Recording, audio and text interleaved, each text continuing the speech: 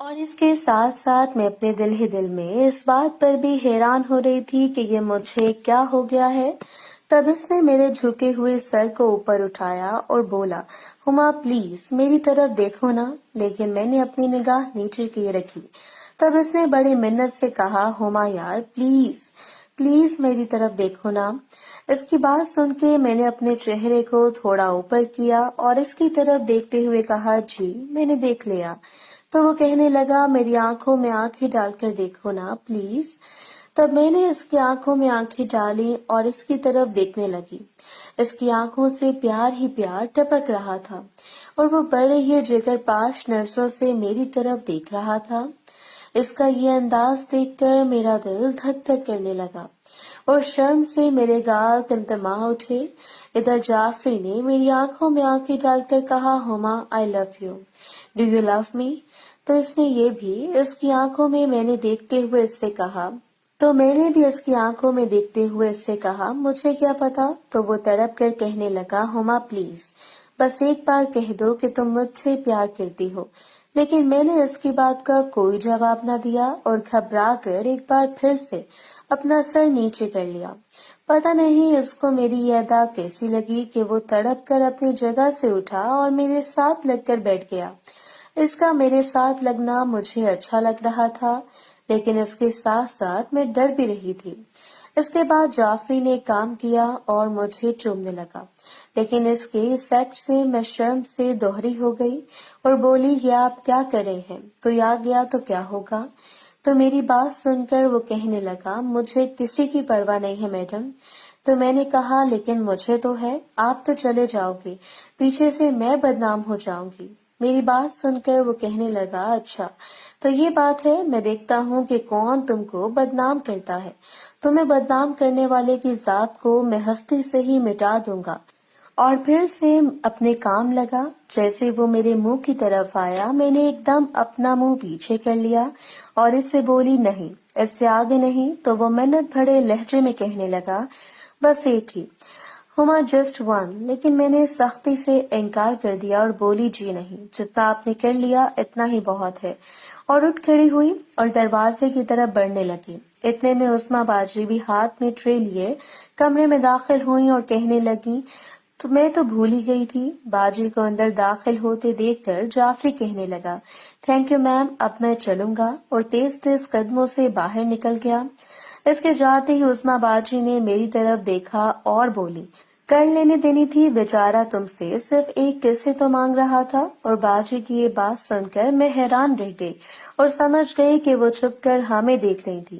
یہ سوچ آتے ہی سارے بدن میں سنسنی سی پھیل گئی اور میں نے باجی کی طرف دیکھ کر کہا، تو عظمیٰ میری بات بھانپ کر بولی، بھائی نظر تو رکھنی پڑتی ہے نا، اور مجھے چلنے کا اشارہ کیا۔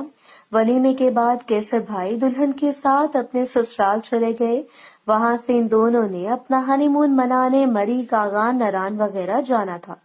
ان کے مہمان بھی چلے گئے اور پیچھے ہم رہ گئے، اور پھر ہمارے گھر کی وہی پرانی روٹین شروع ہو گئی، اور میں نے محسوس کیا تھا کہ جوں جوں میں بڑی ہوتی جا رہی تھی، میں پہلے سے زیادہ خوبصورت ہو گئی تھی۔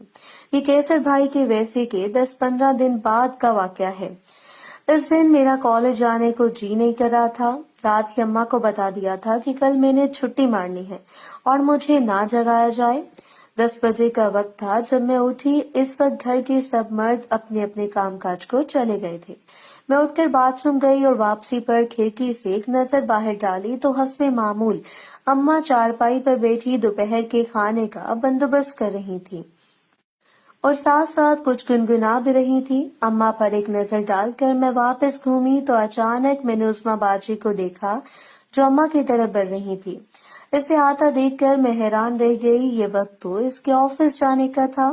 اتنے میں اماں کی آواز گونجی۔ وہ عظمیٰ کی طرف دیکھ کر کہہ رہی تھی، ارے آج تم آفس نہیں گئی؟ تو عظمیٰ باجی اماں کے پاس بیٹھی ہوئی بولی، ارے نہیں یار، آج جانے کا موڈ نہیں تھا، سو چھٹی کر لی۔ اور پھر میں نے دیکھا کہ بات کر کے عظمیٰ باجی اپنا ہاتھ نیچے کی طرف لے گئی اور اسے کھجانے لگی۔ میں نے اسے روٹین کی بات سمجھ کر نظر انداز کر دیا، لیکن عظمیٰ باجی نے بار بار یہ کام کیا تو اس بات کو اماں نے بھی نوٹ کیا۔ اور وہ عظمیٰ باجی کو دیکھ کر بول اٹھی، کیا بات ہے عظمیٰ، آج بڑی کھجائی جا رہی ہے؟ تو عظمیٰ کہنے لگی، ارے باجی، اس لیے تو تیرے پاس آئی ہوں، کل شام سے میرے یہاں بڑے زور سے جلن ہو رہی ہے، اس لیے تو میں آفس بھی نہیں گئی۔ تو اماں اس کی طرف دیکھ کر کہنے لگی، کچھ علاج کیا اس کا؟ تو اماں کی بات سن کر عظمیٰ باجی بولی، ارے علاج کے لیے تو تیرے پاس آئی ہوں، تم اتنی بڑی خاتون ہو، تمہارے پاس کوئی علاج تو ہوگا نا اس کا۔ عظمیٰ کی بات سن کر اماں ہنس پڑی اور کہتے ہوئے عظمیٰ کی بات سن کر اماں ہنس پڑی اور ہنستے ہوئے بولی، ہاں میں بولوں۔ اماں کی بات سن کر عظمیٰ باجی تھوڑی خوشیانی ہو گئی اور کہنے لگی، تمہارے پاس تو سرکاری چھوٹو میاں ہے نا، اس لیے ایسی باتیں کر رہی ہو، اور ہم ٹھہری بیچاری بیوہ، ہمارے لیے تو بینگن کیلا وغیرہ ہی ہے نا۔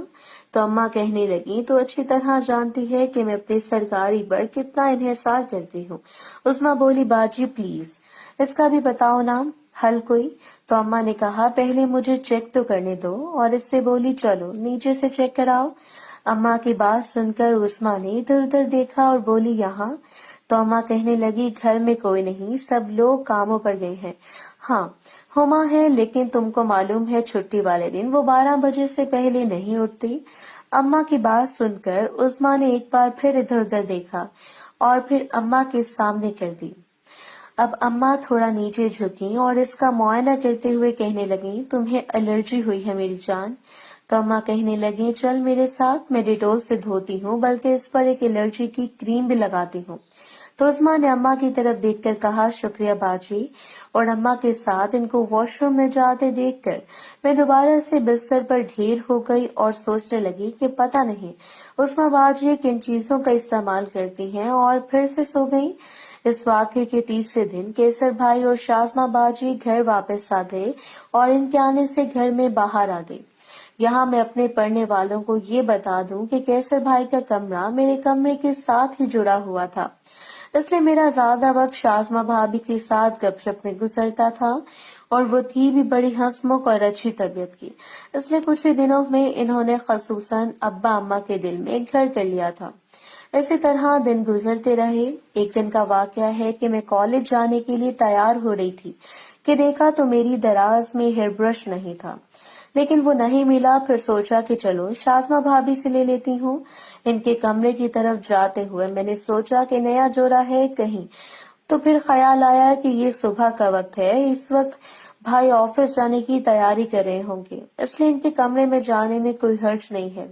یہ سوچ کر میں ان کے کمرے کا ہینڈل گھمایا تو پتہ چلا کہ کمرہ اندر سے لاک ہے۔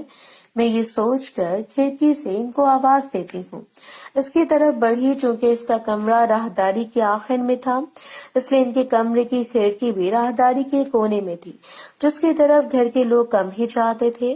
چنانچہ میں کھڑکی کی طرف گئی اور اندر جھانک کر دیکھنے لگی۔ اندر کا نظارہ بڑا ہی توبہ شکن تھا۔ میں نے دیکھا کہ بھائی برہنہ کھڑے تھے اور شازمہ بھابھی لالی پاپ والا کام کر رہی تھی۔ میں کافی دیر تک ان کو دیکھتی رہی، پھر کمرے میں آ گئی۔ ایک دن کی بات ہے کہ اس دن کسی وجہ سے کالج میں چھٹی تھی، چنانچہ میں نے رات ہی اماں کو بتا دیا تھا کہ کل چھٹی ہے اور مجھے کسی نے نہیں اٹھانا، اس لیے میرے بتانے کی وجہ سے اگلی صبح اماں نے مجھے نہیں جگایا۔ لیکن اس کے باوجود پتہ نہیں کیوں اس دن کالج ٹائم پر خود بخود ہی میری آنکھ کھل گئی۔ دیکھا تو ابھی صبح کے 8 ہی بجے تھے۔ گھڑی پر ٹائم دیکھتے ہی میں شازمہ بھابھی اور کیسر بھائی کا مجھے خیال آیا۔ یہ سوچ آتے ہی میں نے ایک دم بستر سے جمپ لگائی اور جلدی جلدی واش روم سے ہو کر کیسر بھائی کے کمرے کی طرف چلے گئی، اور ان کے کمرے کا ہینڈل گھما کر دیکھا تو اسے لاک پایا۔ اس کا مطلب یہ تھا کہ بھائی ابھی تک آفس نہیں گئے تھے اور ابھی اپنے کمرے میں ہی تھے، اور صبح کے ٹائم بھائی کے کمرے میں ہونے کا مطلب تھا کہ شو آن ہے۔ یہ بات سوچتے ہی میرے اندر ایک سنسنی سی چھا گئی، اور آنے والے وقت کا سوچ کر میرے نیچے چونٹیاں سی رینگنے لگیں۔ پھر میں نے ایک نظر اپنی راہداری پر دوڑائی تو دیکھا کہ ساری راہداری خالی تھی، چونکہ ابا اور اکبر بھائی صبح ہی اپنے آفس میں چلے جاتے تھے، اس لیے اماں اور اکبر بھائی کی بیگم ان کو رخصت کرنے کے بعد اپنے اپنے کمرے میں جا کر کم از کم گھنٹہ 1.5 گھنٹہ مزید ریسٹ کرتی تھی، اور پھر اس کے بعد اٹھ کر وہ دوپہر کی ہانڈی روٹی وغیرہ کا بندوبست کیا کرتی تھی۔ محترم ناظرین اور سامعین، اس کہانی کا باقی حصہ اگلی آنے والی ویڈیوز میں پیش کیا جائے گا۔ اگر آپ کو ویڈیو اچھی لگے تو ویڈیو کو لائک اور ہمارے چینل کو سبسکرائب ضرور کریں۔ شکریہ۔